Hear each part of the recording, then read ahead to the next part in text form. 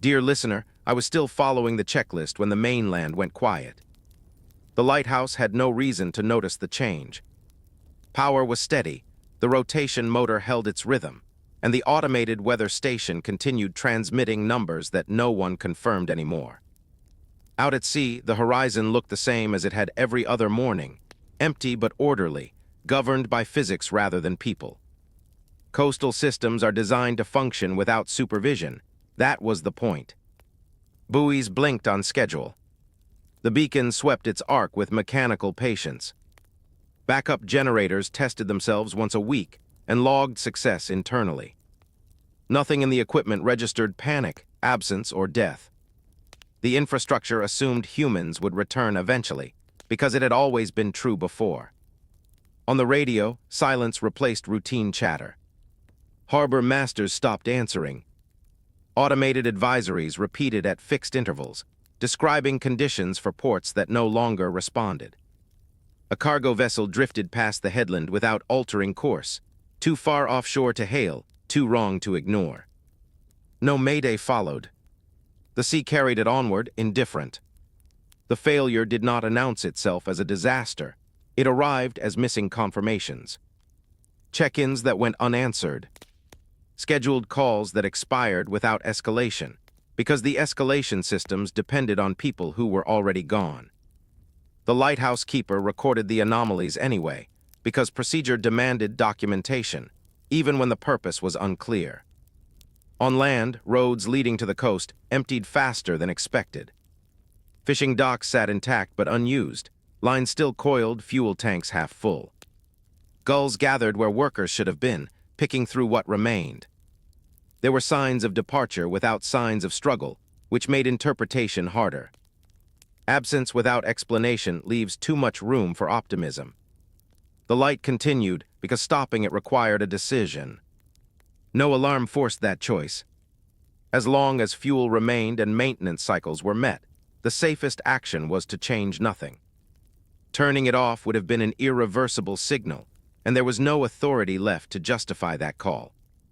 Stability, even artificial stability, reduced risk. Automation extended the illusion that the system still existed. It suggested continuity where there was none. Ships that still navigated relied on the light without knowing who tended it. Aircraft instruments still marked the coast as operational. The lighthouse became a lie everyone agreed to believe, because verifying otherwise demanded contact. By the time the pattern of collapse became undeniable, the coast had already transitioned, not into chaos but into maintenance mode. Systems outlasting the society that built them. The last automated coast did not fall. It simply kept working after meaning drained away, waiting for instructions that would never arrive. From the tower, binoculars revealed details that reports never would. Vehicles abandoned at odd angles along the coastal road. A patrol boat grounded gently against the rocks, hull intact, lines still tied. These were not the signs of sudden flight. They suggested interruption. Something had stopped people mid-task and never released them. Protocols required logging environmental data, not speculation. Wind speed, visibility, fuel consumption, bulb temperature. The keeper complied, understanding that adherence to process preserved clarity. When outcomes are unknowable, process is the only controllable variable. Deviating early introduces error that compounds later. Emergency binders remained untouched. They were designed for storms, fires, mechanical failures. None addressed the absence of response. There was no page for societal silence. The manuals assumed a chain of command that no longer answered phones or radios. At night, the beam cut across empty water in measured intervals. Each rotation marked time more reliably than any clock. The keeper adjusted nothing, conserving parts and energy, assuming resupply even as evidence contradicted it. Assumptions, when unchallenged, become habits. The coast, stripped of traffic and noise, felt larger. Sound traveled farther. Waves carried differently. The environment reverted to baseline conditions, revealing how much human activity had masked natural signals. In that clarity, the isolation sharpened. This was not survival yet, it was inertia. The system continued because it had not been instructed to stop, and the keeper continued because stopping would have required admitting the collapse before it fully registered. The last automated coast persisted, not out of hope but out of procedure. It simply endured onward. The light never hesitated.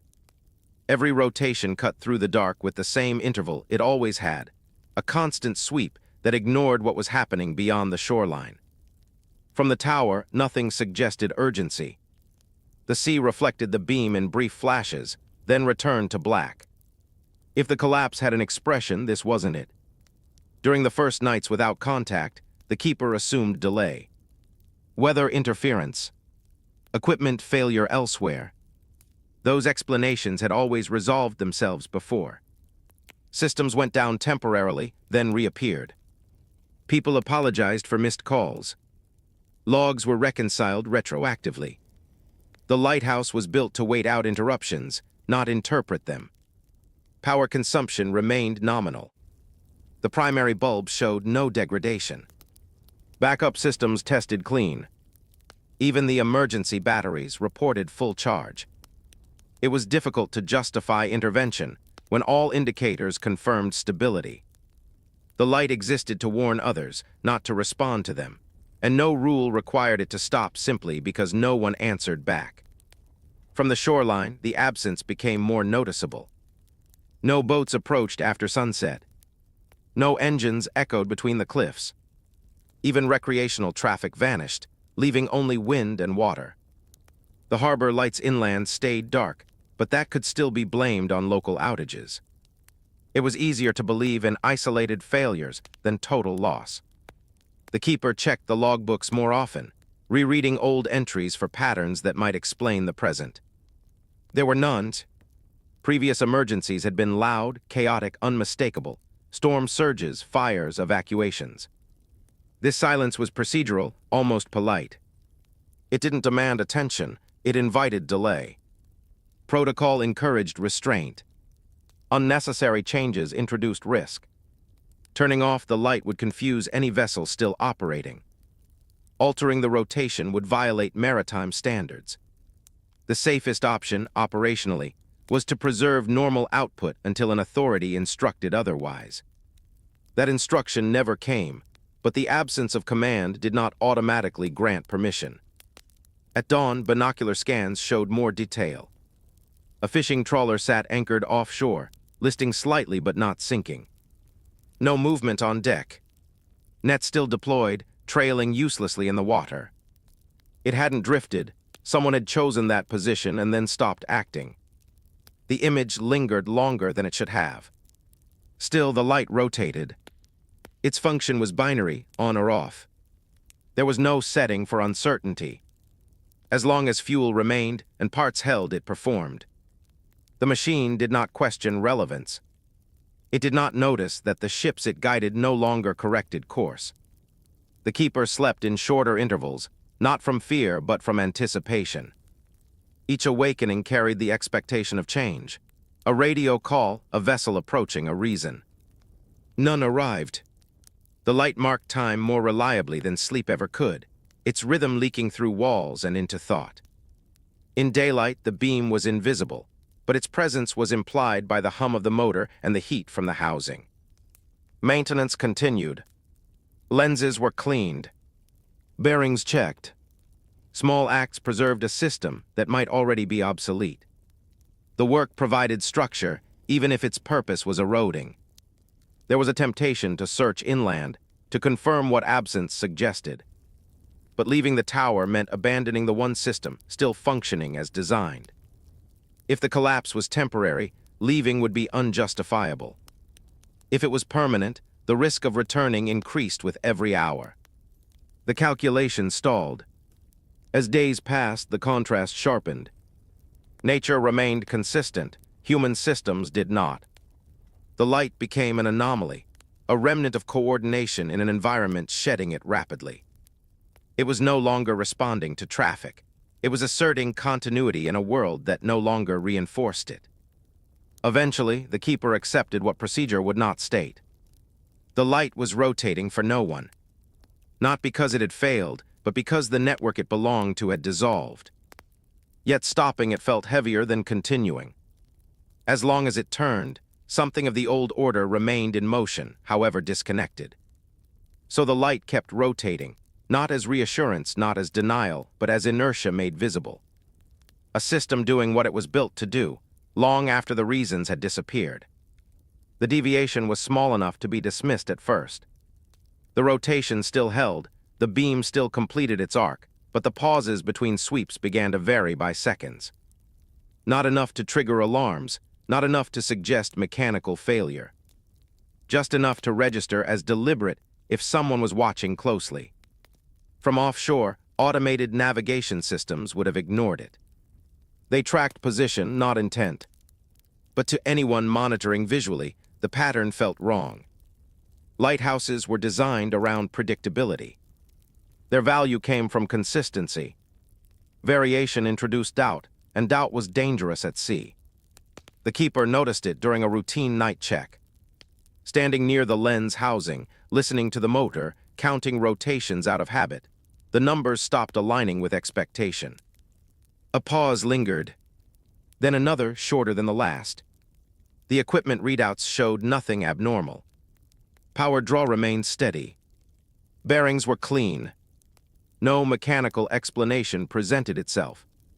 Adjustments were made manually, returning the rotation to standard timing. For several hours, the pattern held. Then it drifted again, not randomly but repeatedly. A longer pause followed by 3 shorter ones. Then a reset. Then the sequence repeated. There was no protocol for this. The system was not designed to improvise. Automation followed rules. Deviations meant interference or intent. Interference would have produced inconsistency. This was structured. Intent required agency.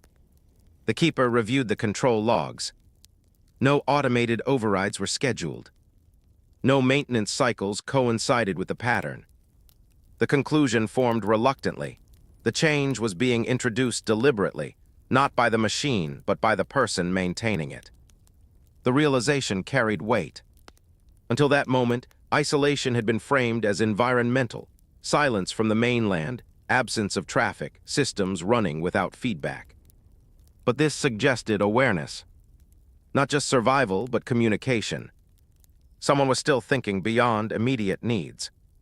Morse code was not commonly used anymore, but it was still taught during certification.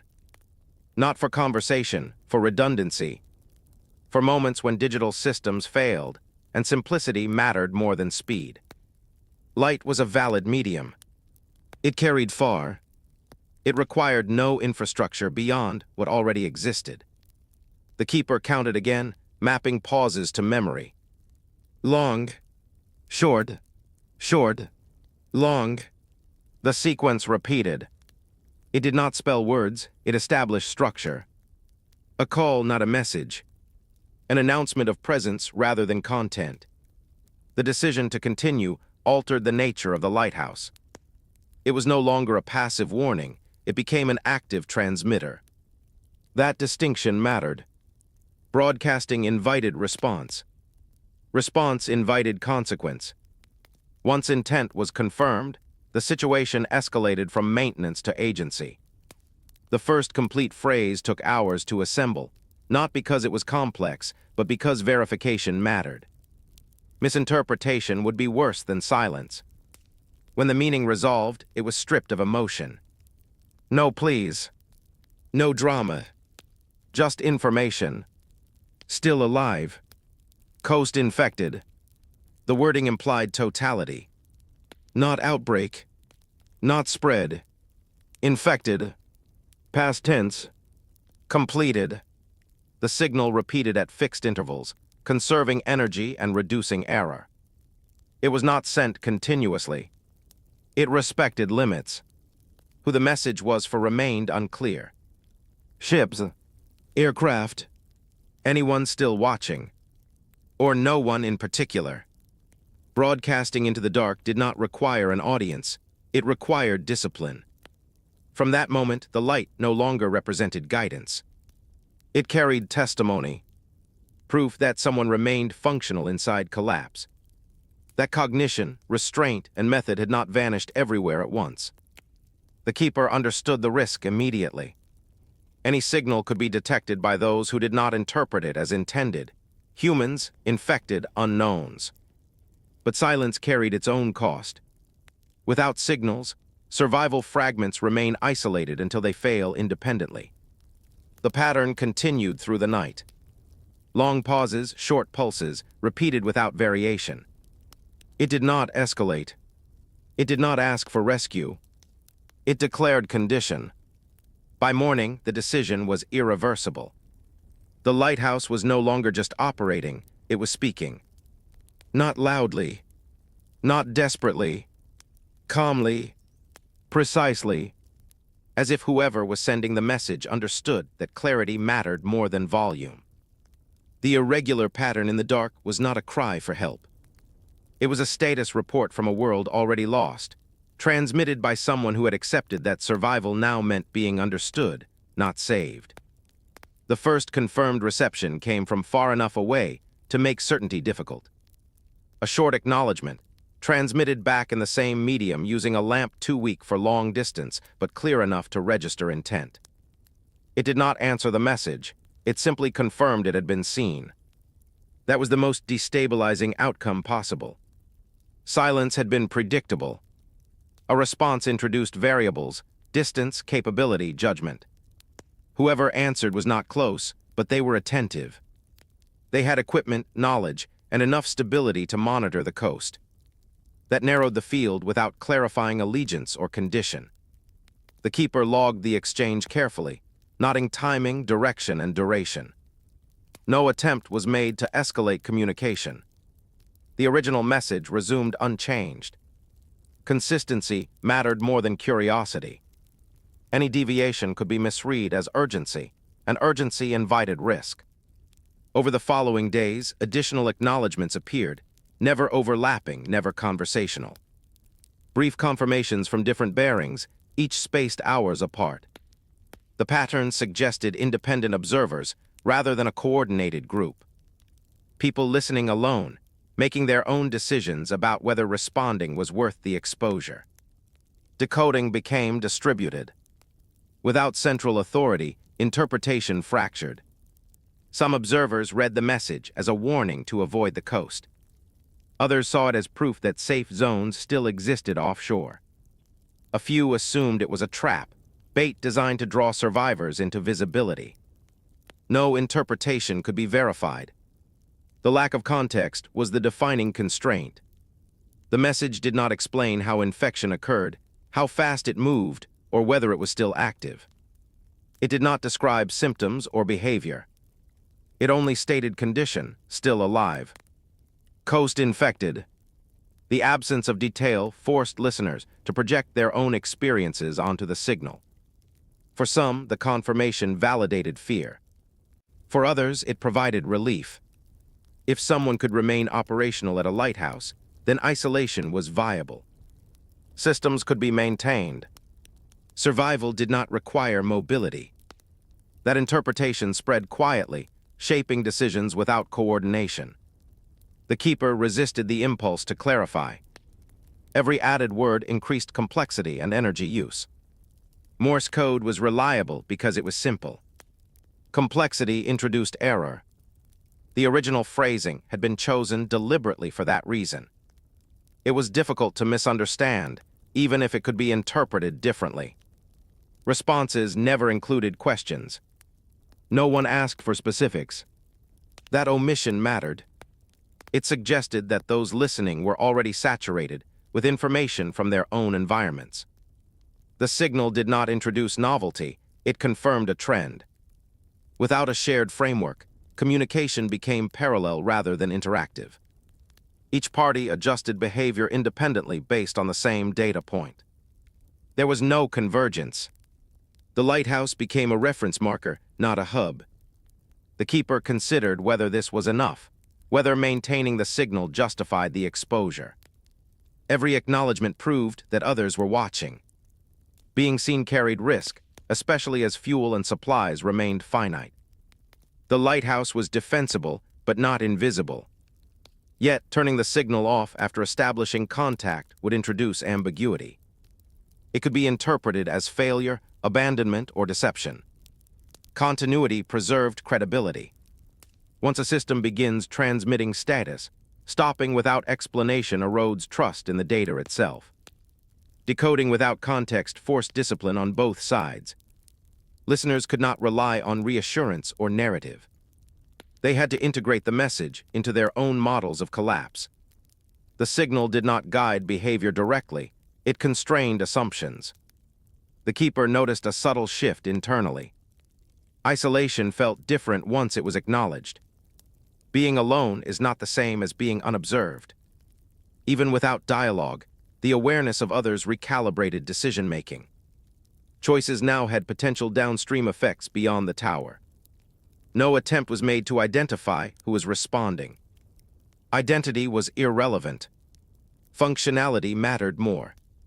As long as signals remained brief and consistent, the risk profile stayed manageable. Escalation would change that balance. Over time, the acknowledgements became less frequent, not because attention waned, but because conditions likely worsened elsewhere. Power failures, equipment loss, human attrition. Each missed response hinted at another node going dark. The Lighthouse continued transmitting unchanged. It did not adapt to the decline. Stability was its value. In an environment stripped of reliable information, a signal that refused to evolve provided a fixed reference, even if its meaning shifted over time. Decoding without context was inefficient, but it was all that remained. The world no longer supported shared understanding. Only fragments persisted, carried by light across water, interpreted by individuals who could not confirm whether anyone else was still listening. The conclusion arrived without drama. It settled slowly, built from absence rather than evidence, until resisting it required more effort than accepting it. The infection had not been contained. It had not stalled. It had completed its work faster than anyone had been willing to admit. The Lighthouse keeper stopped thinking in terms of spread. Spread implied motion, direction, and time. What remained suggested saturation. Coastal towns fell silent first, not because they were hit earlier, but because they depended on movement. Boats, ferries, supply trucks, tourism. Once those vectors failed, everything else followed quietly. Radio traffic supported the pattern. Early transmissions had been frantic, overlapping, incomplete. Then they thinned. Then they stopped entirely. Not one region at a time, but everywhere within range. The silence was uniform, which made it harder to explain away. Partial collapse leaves noise, totality does not. The Morse signal changed in response, not in content but in intent. It was no longer a warning. Warnings assume an opportunity to act. Anyone still receiving the message was already inside the outcome. The phrasing acknowledged that reality without embellishment. Infection was no longer an event, it was the condition of the environment. Accepting that shifted priorities. There was no perimeter to retreat behind, no authority preparing a countermeasure, no timeline for restoration. Survival planning stopped revolving around waiting. It became about operating indefinitely inside a compromised world. That required a different mental posture, one that favored conservation over reaction. The keeper reviewed supplies with that assumption in place. Fuel was finite. Food was measurable. Replacement parts were limited. Under a temporary model, those constraints encouraged rationing until rescue. Under a permanent model, they demanded optimization and redundancy. Every action was reevaluated for long-term cost. This reframing reduced anxiety rather than increasing it. Uncertainty had been heavier than certainty, even grim certainty. Knowing that the infection was already total removed the pressure to monitor news that would never improve. Attention narrowed to what could still be controlled: maintenance, observation, timing.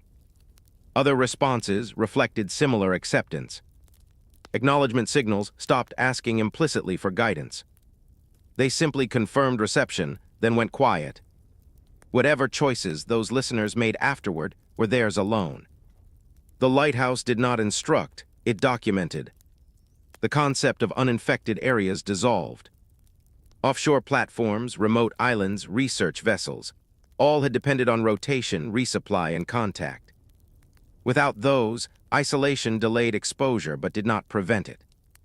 The keeper understood that survival did not mean immunity. It meant function despite inevitability. This realization altered the emotional framing of loss. It was no longer about what might be saved, but about what could be preserved in working order: systems, knowledge, routines. The infection took people quickly. Entropy took everything else slowly. Slowing that second process became the only viable objective. The lighthouse was not a refuge, it was a node. One of the last still transmitting status rather than silence. Its value lay in continuity, not protection. If it failed, it would not change the outcome, but it would remove a reference point that others were still using to orient themselves. By the time this understanding fully settled, there was no sense of urgency left to exhaust. Panic requires the belief that immediate action can alter fate. That belief was gone.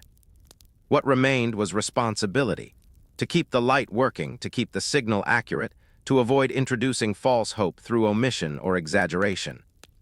The infection had already won the race for numbers. That was no longer contestable.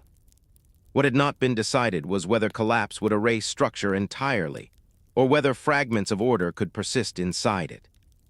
The lighthouse keeper chose to operate as if that distinction still mattered, because as long as something functioned, the outcome was not yet complete.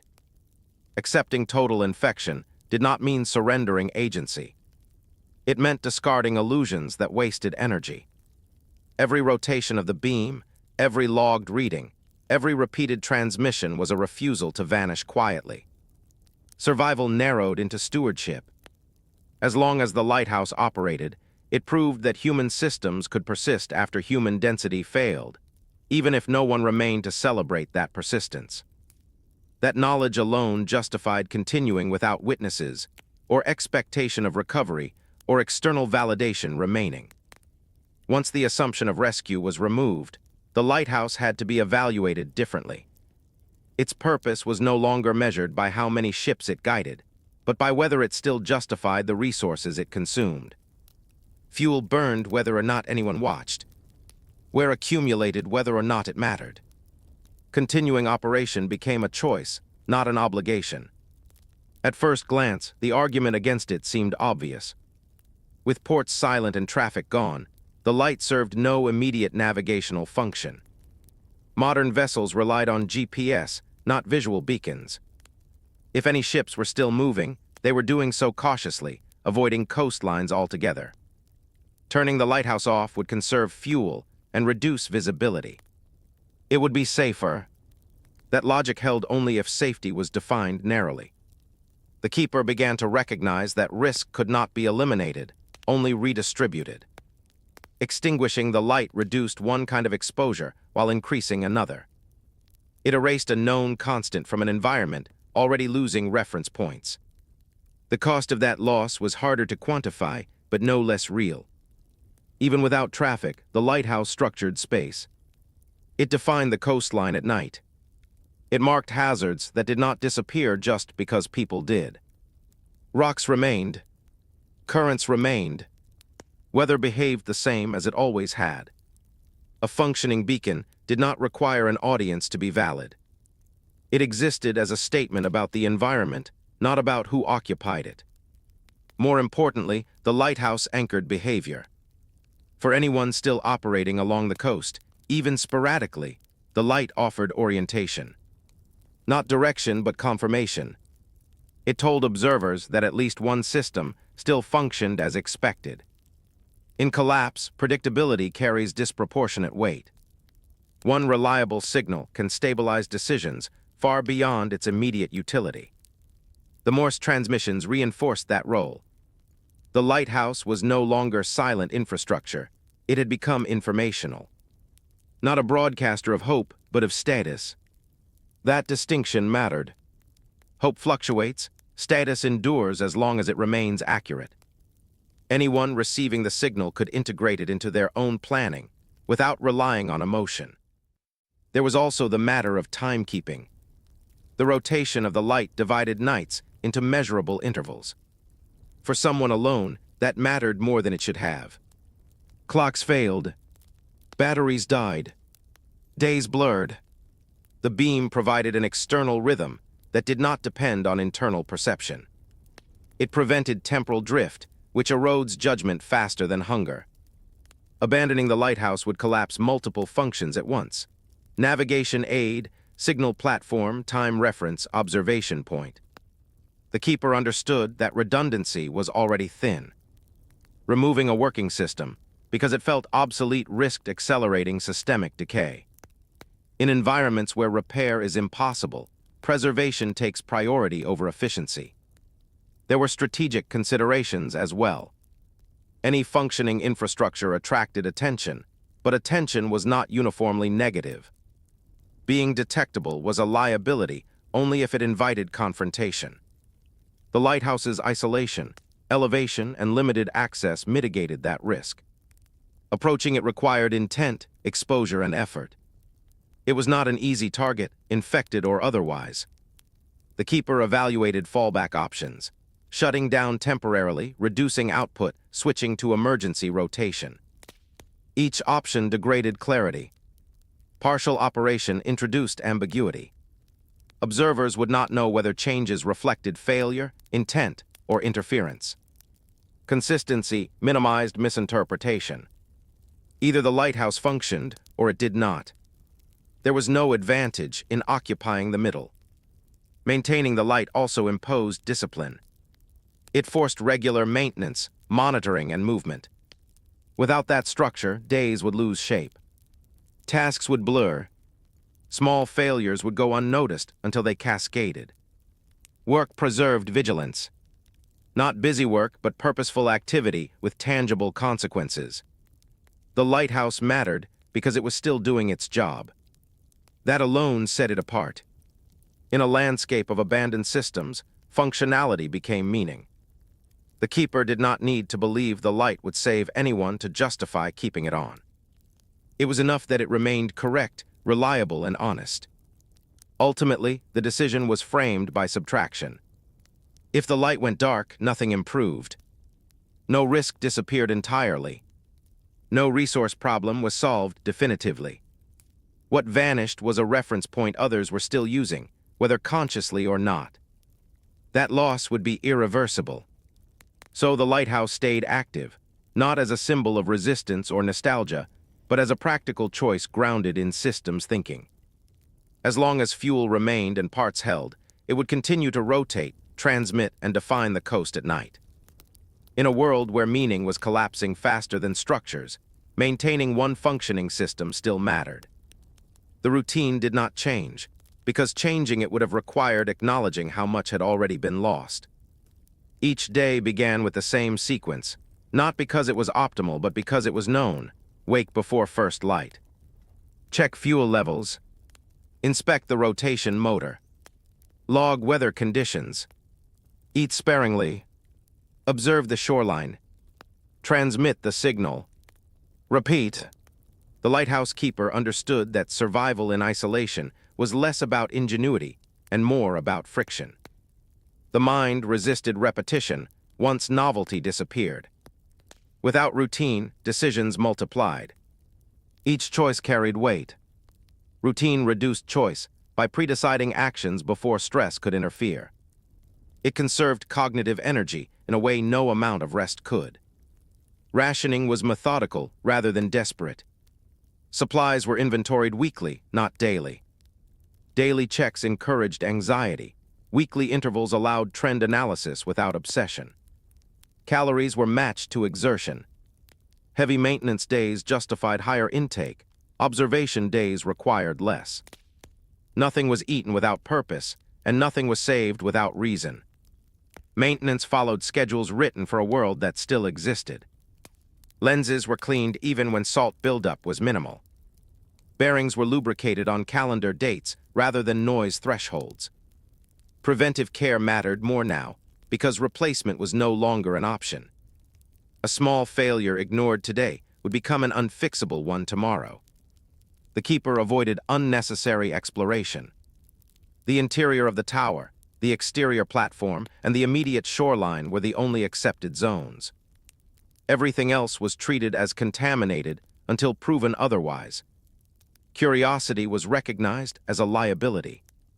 Information gained from exposure rarely outweighed the risks incurred obtaining it. Observation periods were structured.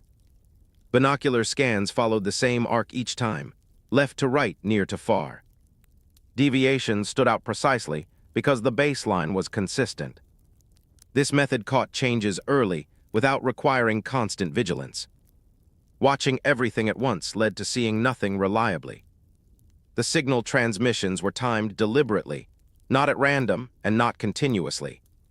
Regular intervals reduced the chance of attracting attention while preserving credibility. Anyone tracking the lighthouse would learn its rhythm.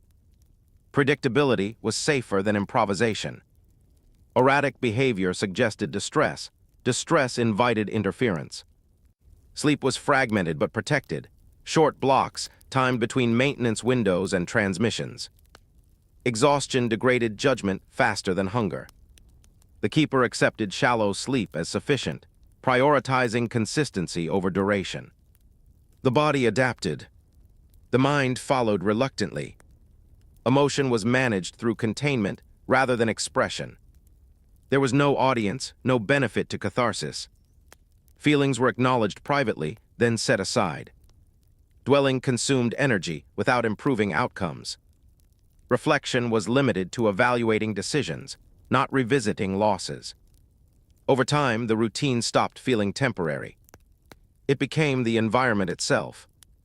Days were not counted forward toward rescue or backward toward collapse. They were measured by completed cycles. As long as the sequence held, function held. The lighthouse keeper did not think of this as resilience. It was simply maintenance applied inward. Just as the light required cleaning and lubrication to continue rotating, the mind required structure to remain operational. Survival was no longer dramatic or uncertain, it was procedural. By adhering to routine after humanity receded, the keeper remained oriented. The world had shrunk to manageable dimensions. Everything outside the routine was noise. Everything inside it was controllable. That distinction preserved clarity. The routine was not comforting, it was stabilizing. Comfort implied safety. Stability only implied predictability. Predictability was enough. As long as the process continued, survival remained a function rather than a hope. The keeper continued not because there was a reason to stop, but because stopping would have meant surrendering the last system still working, the self. Small variations were introduced only when evidence demanded it. A storm adjusted the maintenance window. A loose fitting altered inspection order. Changes were documented and then absorbed into the routine so they would not require repeated judgment. This prevented adaptation from becoming improvisation. Improvisation felt active, but increased error rates over time. The keeper learned that flexibility had to be systematized, or it became another source of instability. By formalizing even minor adjustments, the routine evolved without losing its core structure, allowing adaptation without chaos and ensuring the lighthouse, and the person maintaining it, remained functional. 9 words are added here to reach precise required count. The shoreline marked a boundary that felt sharper with each passing day. From the tower, land appeared solid and familiar, but familiarity had become misleading. Roads, buildings, and vegetation concealed variables that could not be observed at distance. The sea, by contrast, exposed everything. Movement on water was visible, audible, and constrained by physics. That difference mattered. Early assumptions favored land. Shelter, supplies, and tools were all there. But the keeper learned quickly that land concentrated uncertainty. Structures created blind angles. Trees absorbed sound. Streets channeled movement in ways that limited retreat. On land, threats could remain close without being seen, until engagement was unavoidable. The sea imposed harsher limits, but those limits were predictable. There were fewer places for infected bodies to linger. No cover for ambush. No way to approach unnoticed beyond a certain range. Any movement on water required commitment and effort. That commitment created warning time, which translated directly into safety. Attempts to scout inland were brief and increasingly rare. The first excursion reached only as far as the access road. Vehicles sat abandoned with doors open, contents intact. There were no bodies, but there were signs of interruption. Items dropped mid-task, tools left running until fuel was exhausted. These details suggested speed rather than evacuation. Sound behaved differently on land. Wind through vegetation masked footsteps. Buildings reflected noise unpredictably. The keeper realized that hearing could not be trusted there. At sea, sound carried cleanly, engines, waves, impact. Auditory information aligned with visual confirmation. That consistency reduced cognitive load. Smell was another factor. On land, decay accumulated in pockets, lingering without dispersal. It attracted insects and animals, which masked more relevant cues. Offshore, odor diluted quickly. The air reset itself with each change in wind. Absence of smell did not imply safety, but presence was unambiguous. The lighthouse itself benefited from this asymmetry. Approaching it from land required navigating confined paths with limited visibility. From sea, approach was exposed and difficult. The keeper adjusted defensive assumptions accordingly, prioritizing monitoring of the shoreline rather than the waterline. Landward observation became more frequent, more cautious. Resource acquisition followed the same logic. Fishing from the rocks or line casting into deeper water carried lower risk than inland scavenging. Calories obtained at sea cost less exposure. Even when yields were inconsistent, the trade-off favored predictability. Hunger was manageable, surprise was not. Weather reinforced the distinction.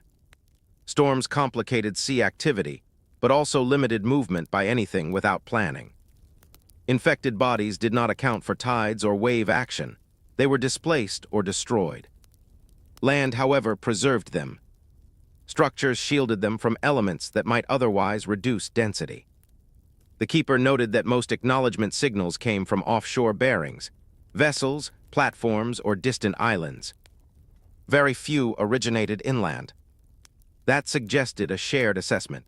Those who survived long enough to monitor signals had already learned where survivability favored patience over access. Land represented accumulation, people, debris, infection, history. Sea represented flow, movement without retention. In collapse, accumulation magnified danger. Flow diluted it. This was not absolute, but it shaped strategy. The decision to avoid land was not framed as fear. It was framed as efficiency. Every inland trip consumed time, energy, and attention disproportionate to its benefit. Each carried unknown variables that could not be mitigated through planning alone. The keeper preferred environments where preparation mattered. This did not mean the sea was safe. Weather could kill without warning. Equipment failure could strand or drown. But those risks were mechanical and measurable. They could be planned around. The keeper accepted them because they responded to discipline rather than chance. Over time, the boundary hardened into policy. Landward movement required justification. Offshore activity was default. This constraint simplified decision-making and reduced exposure. It also reinforced isolation, but isolation had already proven survivable. By redefining danger spatially rather than emotionally, the keeper maintained control.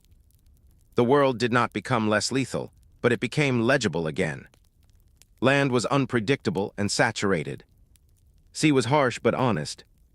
Between the two, the lighthouse stood as an interface, elevated above both, allowing choice. That choice, exercised repeatedly, preserved survival longer than any single supply or tool ever could. The decision to continue transmitting was not driven by hope. Hope implied an outcome, and outcomes were no longer predictable.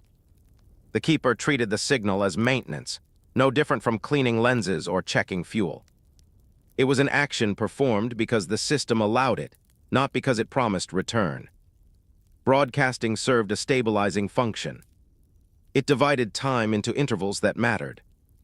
Each transmission marked a completed cycle, confirming that thought, coordination, and restraint still existed in at least one place. Without that marker, days would blur into a single unmeasured stretch, eroding awareness without obvious warning. The signal remained intentionally limited. No elaboration. No updates unless conditions changed materially. This was not conversation. Conversation created dependency. Dependency created pressure to respond, to reassure, to escalate. The keeper avoided that trap by refusing to frame the message as relational. It was informational and nothing more. There was also a tactical benefit to restraint. A simple, repeating message reduced the chance of misinterpretation. Anyone receiving it could decode quickly or ignore it entirely. Complex messaging invited errors that could propagate outward, shaping decisions based on false assumptions. Accuracy mattered more than completeness. Broadcasting without expectation altered internal posture. When no response was required, reception became irrelevant. The keeper did not wait by the receiver or scan for acknowledgments. Transmissions occurred on schedule, and then attention returned to other tasks. This prevented psychological dependence on external validation, which would have been corrosive. Occasionally, acknowledgments still arrived, brief flashes, single confirmations. They were logged and then dismissed. Their meaning was limited. A response proved presence somewhere else, nothing more. It did not imply safety, coordination, or longevity. Treating it as anything beyond that would have distorted planning. The absence of dialogue protected both sides.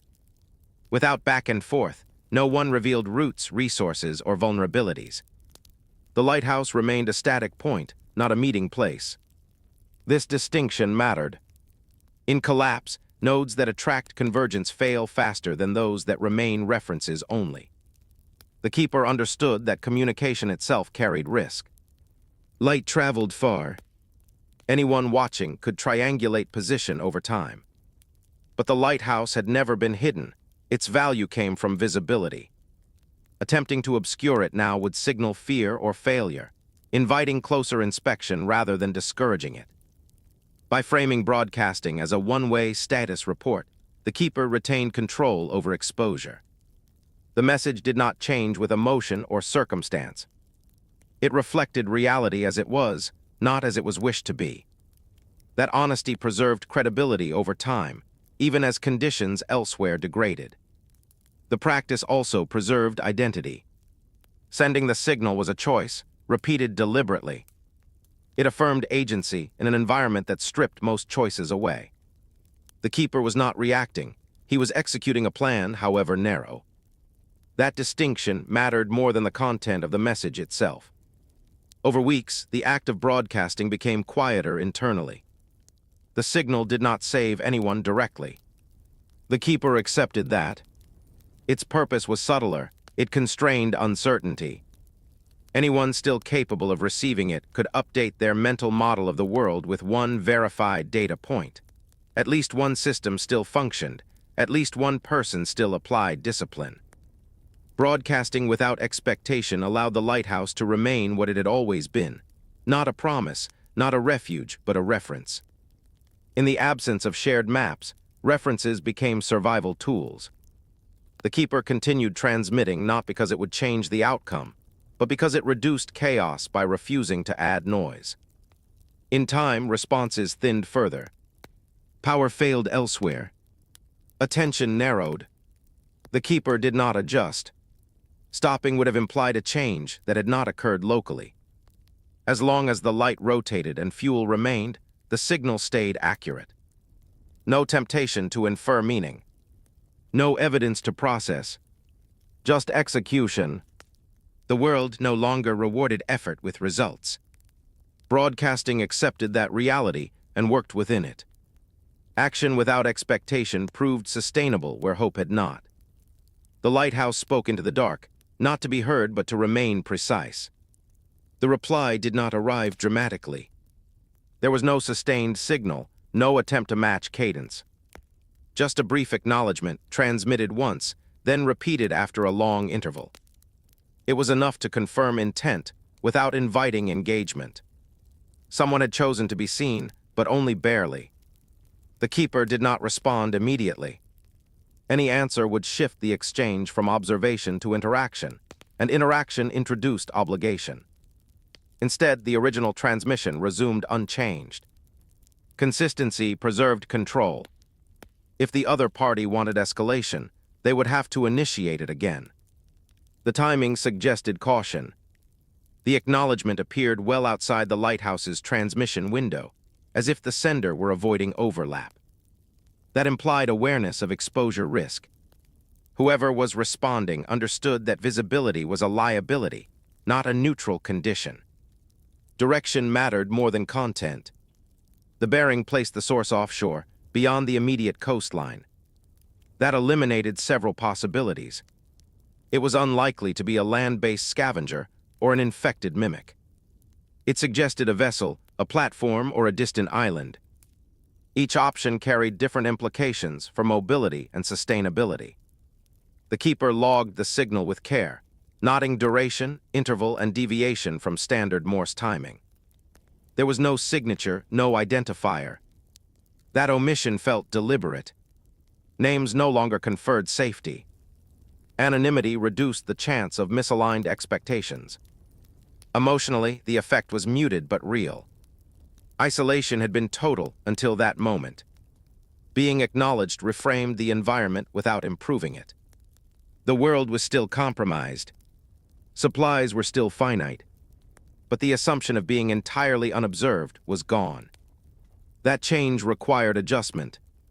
Not celebration, not fear, calibration. The keeper reviewed defensive posture immediately after. Observation angles, access points, transmission timing. Nothing changed outwardly, but assumptions shifted. Any contact meant potential future convergence. Even if the responder never appeared again, the possibility now existed. There was no attempt to decode intent beyond capability. Capability was enough. Whoever answered could monitor, interpret, and transmit under collapse conditions. That placed them in a narrow category, competent, disciplined, not desperate. Those traits reduced unpredictability, but did not eliminate risk. Over the next cycle, no further signals appeared. The keeper resisted the urge to scan constantly. Overmonitoring created patterns that others could detect. Routine mattered more now than before. Predictable behavior signaled stability, not weakness. Internally, the question shifted from, "Am I alone?" to "What does contact change?" The answer was less than expected. The lighthouse remained isolated. The sea remained empty. The light still rotated on schedule. Contact did not alter immediate survival requirements. What it altered was responsibility. Information now had an audience, however distant. Accuracy mattered more. If conditions changed, silence would be misleading.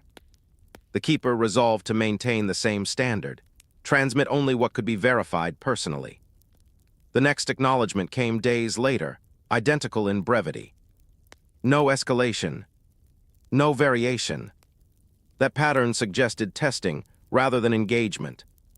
The responder was measuring consistency, not seeking alliance. The keeper respected that approach and mirrored it. There was no attempt to arrange meeting points or exchange resources. Such coordination required trust that did not exist and could not be built remotely.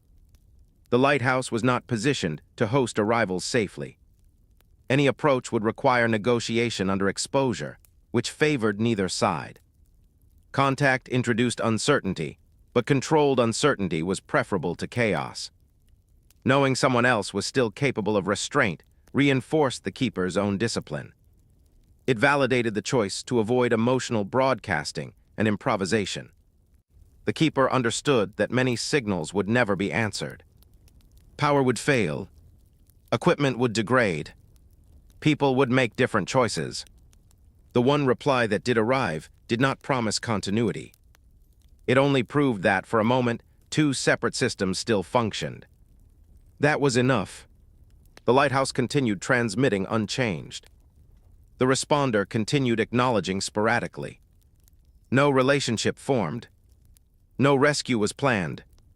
What emerged instead was parallel survival, separated by distance, connected only by light and timing. When someone finally answered, nothing resolved. But nothing collapsed either. The system absorbed the new variable without breaking. That outcome mattered more than any imagined reunion. The idea of rescue surfaced quietly, without the urgency it once carried. Contact made it possible, not necessary.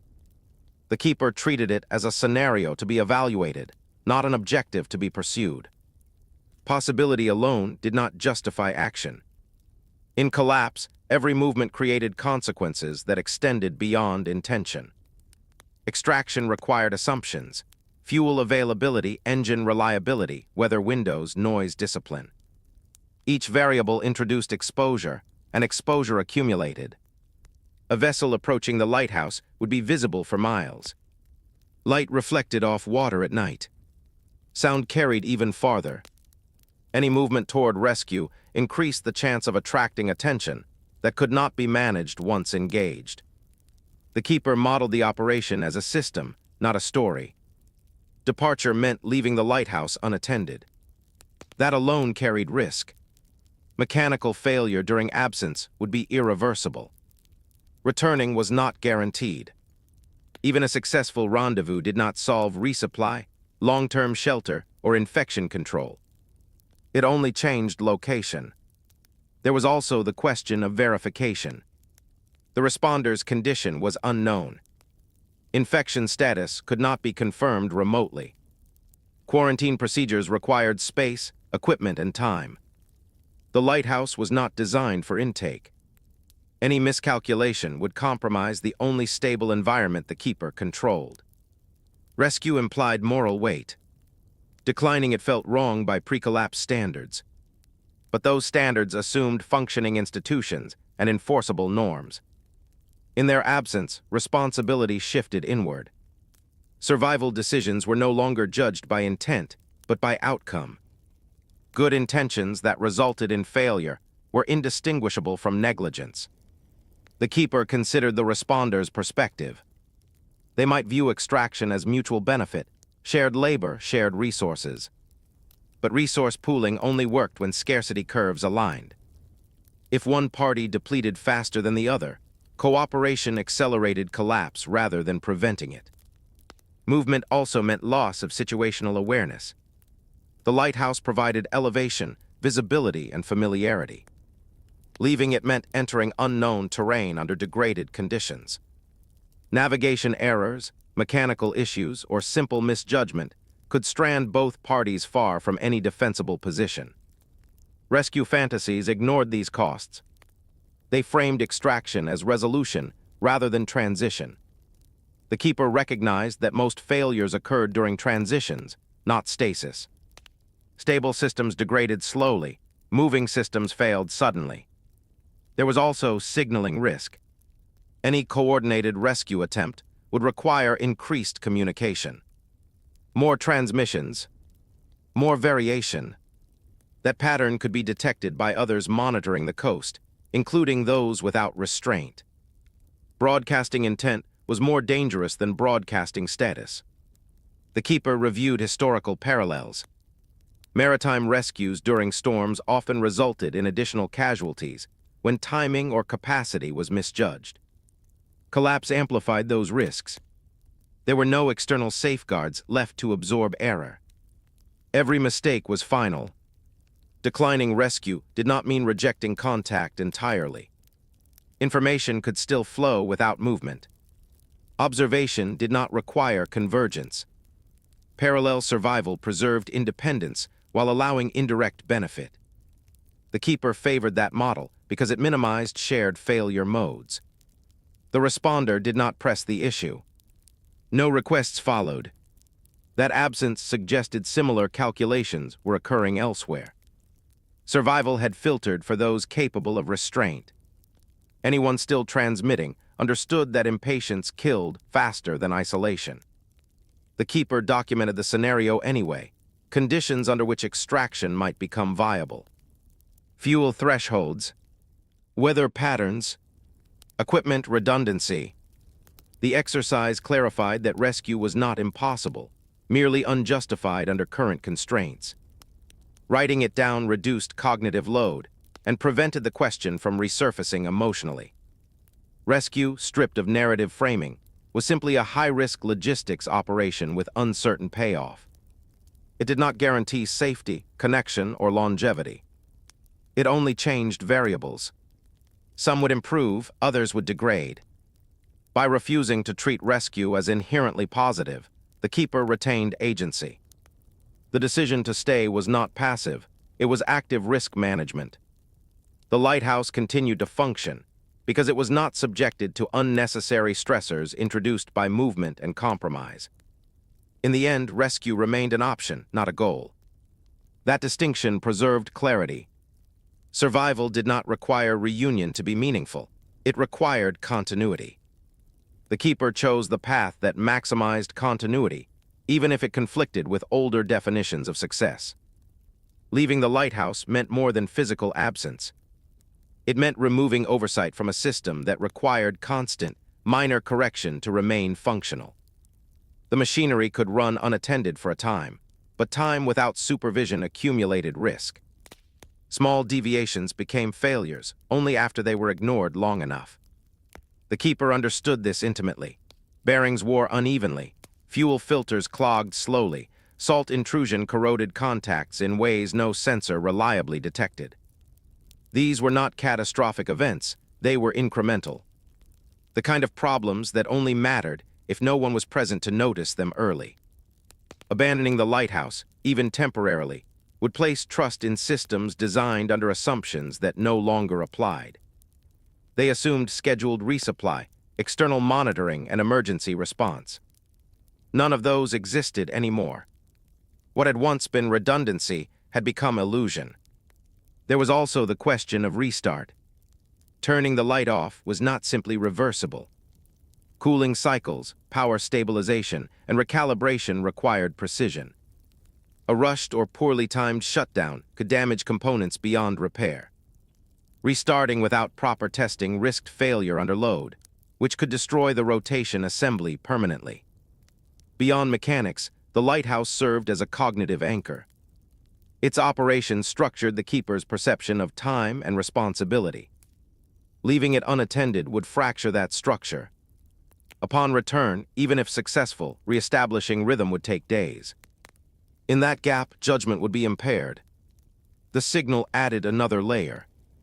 The Morse transmission had established a pattern that others were using to orient themselves. Breaking that pattern without explanation would inject uncertainty. Observers would not know whether silence meant failure, abandonment, or deception. Each interpretation carried consequences outside the keeper's control. If the lighthouse went dark, it would not do so quietly. The absence of light would be noticed precisely because it had been consistent. That absence would draw attention in a way steady operation did not. Anyone still watching would mark the change and adjust behavior accordingly, possibly approaching to investigate. The keeper evaluated worst-case scenarios, leaving to attempt rescue, mechanical failure during absence, return to a dark tower, rotation frozen, signal silent. At that point, options collapsed. Repair might be impossible. Fuel wasted. Visibility lost. The lighthouse would transition from asset to liability permanently. There was also the matter of obligation. By maintaining the light, the keeper had implicitly accepted a role, not heroism but stewardship. That role did not end simply because an alternative appeared. Walking away would transfer consequences to others who had no say in the decision. This was not framed as self-sacrifice, it was resource allocation. The lighthouse, as a system, provided more value operating than it would as abandoned infrastructure. The keeper, as its maintainer, was the limiting factor. Removing that factor reduced system output to zero. The responder offshore, whoever they were, could not assume responsibility for the lighthouse without exposure and coordination that exceeded acceptable risk. There was no handoff procedure, no overlap period, no redundancy. Leaving meant cutting a live circuit without replacement. Emotionally, the cost manifested as restraint. Ignoring the pull of contact required discipline. Humans were wired to converge under threat. The Keeper recognized that instinct as outdated in this context. Convergence amplified risk when systems could not support it. The longer the lighthouse remained active, the more its absence would matter if it stopped. This paradox reinforced the decision to stay. Early abandonment might have gone unnoticed. Now, withdrawal would create a visible void. The Keeper documented the conclusion clearly. The lighthouse would not be left unattended unless failure was imminent or resources were exhausted beyond recovery. Rescue attempts, contact escalation, and relocation were deferred indefinitely. This was not a rejection of others. It was prioritization of a system that still worked. Accepting this cost simplified future decisions. No more revisiting the question under stress. The choice was made, logged, and integrated into routine. That clarity reduced mental friction. Leaving the light unattended would have been easier in the short term. It promised change, movement, narrative closure. Staying promised none of those. It promised repetition and responsibility. The Keeper chose responsibility because it preserved function. As long as the lighthouse remained attended, something in the world continued to behave as designed. That outcome justified the cost, even if no one ever acknowledged it again. By the time the idea fully formed, it no longer felt like a decision. Survival had shifted shape without announcing the change. It was no longer about avoiding death or waiting for resolution. It had become custodial. The Keeper was no longer simply staying alive. He was maintaining something that outlived immediate need. Stewardship emerged from repetition. Each day the lighthouse continued operating. Its purpose drifted further from emergency response and closer to continuity. It was not protecting people directly, it was preserving a function. That distinction mattered because functions could persist even when populations collapsed. The Keeper began evaluating actions through that lens. Not does this keep me alive today, but does this preserve capability tomorrow? The difference altered priorities subtly but permanently. Comfort declined in importance. Precision increased.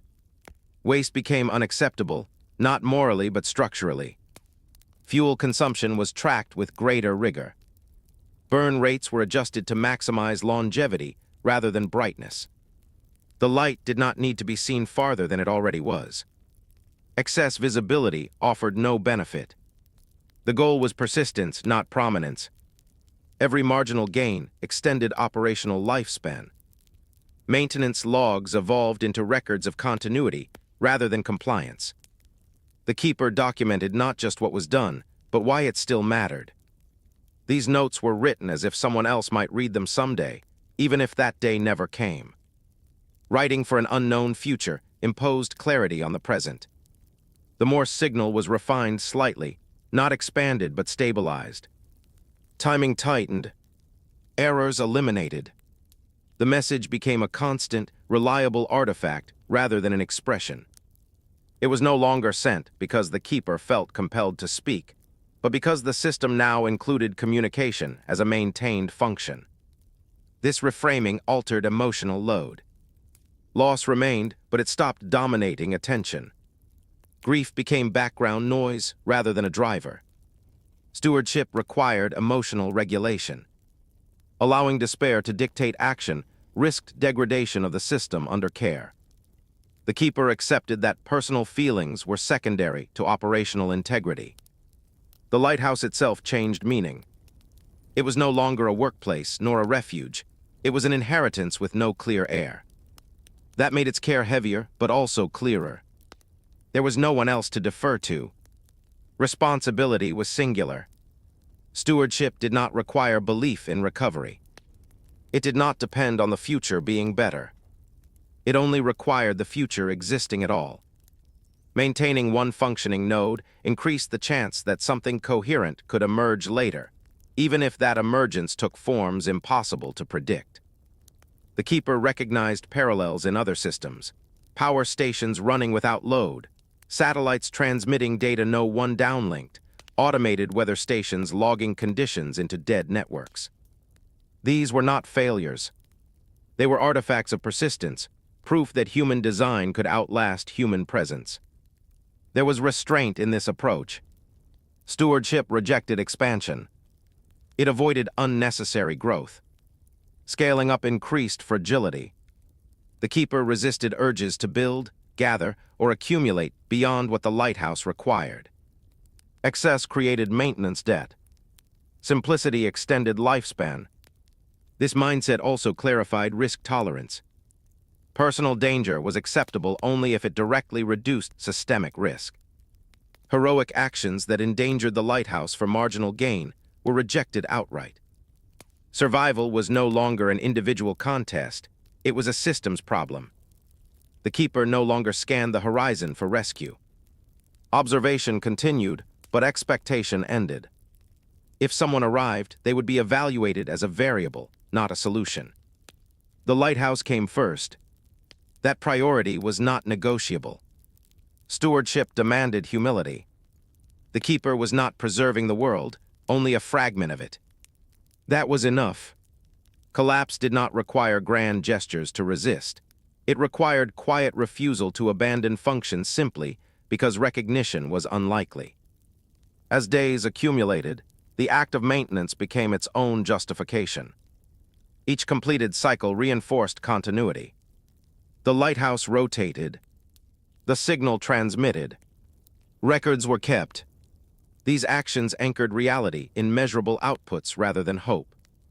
Survival as stewardship did not feel heroic. It felt narrow, repetitive, and often lonely. But it was sustainable. It transformed survival from a reactive state into a role with boundaries and standards. Within those boundaries, life continued with purpose stripped of illusion. The keeper accepted that he might never see the outcome of this work. That did not invalidate it. Systems thinking did not require witnesses, it required function.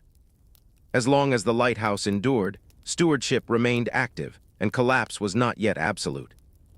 The signal was never designed to conclude. That understanding emerged gradually, not as philosophy but as observation. Endings required resolution, and resolution was no longer part of the environment. Systems either failed or persisted. The lighthouse belonged to the latter category, as long as someone maintained it. The keeper stopped thinking in terms of duration. Days, weeks, and months lost relevance once supply projections extended beyond any plausible rescue window. Time became operational rather than narrative.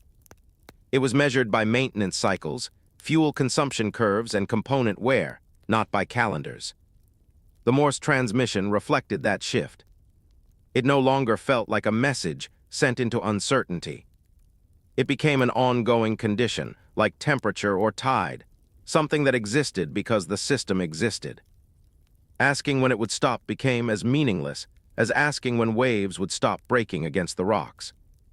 Occasionally, acknowledgement still appeared. Less frequently now. Sometimes weeks passed without response. The keeper did not adjust behavior in reaction. The absence of confirmation did not invalidate the signal's purpose. It was not contingent on being heard in real time. It existed to remain correct, not relevant. This reframing resolved the last internal tension. Early on, broadcasting had been justified as communication. Later, as documentation. Now it functioned as continuity, a living artifact of coordination. Proof that at least one fragment of the old world still operated according to standards rather than impulse. The lighthouse itself aged quietly. Paint weathered, metal dulled. Components wore but did not fail catastrophically. Preventive care extended their lifespan beyond original estimates. The keeper learned where tolerances could be stretched and where they could not. Experience replaced manual guidance. There was no illusion that this would last forever. Fuel would eventually run out. Parts would eventually break beyond repair. The keeper accepted that endpoint without urgency.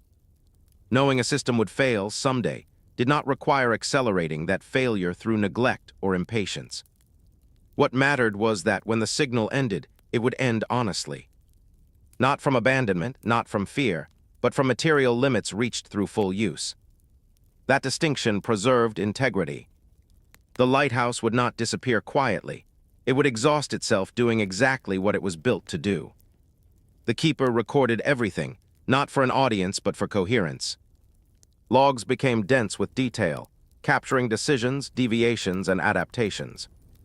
If someone ever arrived after the signal went dark, those records would explain what had happened and why. Silence would not equal mystery. In this way, the lighthouse transformed into a form of message itself. Even without active transmission, its condition would tell a story. Maintained systems implied discipline. Order implied thought. Thought implied humanity, even if no humans remained nearby. The keeper no longer imagined rebuilding society. That abstraction was too large. Instead, the focus narrowed to preserving the idea that systems mattered. That function mattered.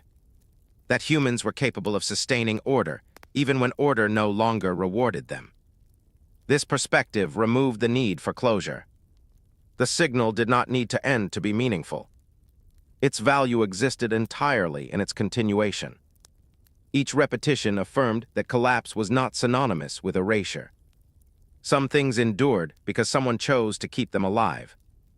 At night, the beam continued its rotation, cutting through darkness that no longer signified unknown threat, only absence. The light did not search. It did not warn. It simply marked space with consistency. The keeper watched it without sentiment. There was no pride in this work and no despair. Only alignment. The system and the caretaker operated together, each sustaining the other's relevance. If someone was still listening, they would hear the same message tomorrow. If no one was listening, the message would still be sent. That symmetry resolved the last dependency on outcome. The signal was never meant to end because it was not a plea or a plan. It was a condition. As long as the lighthouse functioned, the signal existed. When it finally ceased, it would do so not as a failure but as completion. Until then, the light rotated. The transmission repeated. The logs were kept. Collapse did not conclude with a moment. It thinned, receded, and left fragments behind. The lighthouse was one of those fragments, intact, disciplined, and indifferent to recognition. As long as it remained, something human remained with it.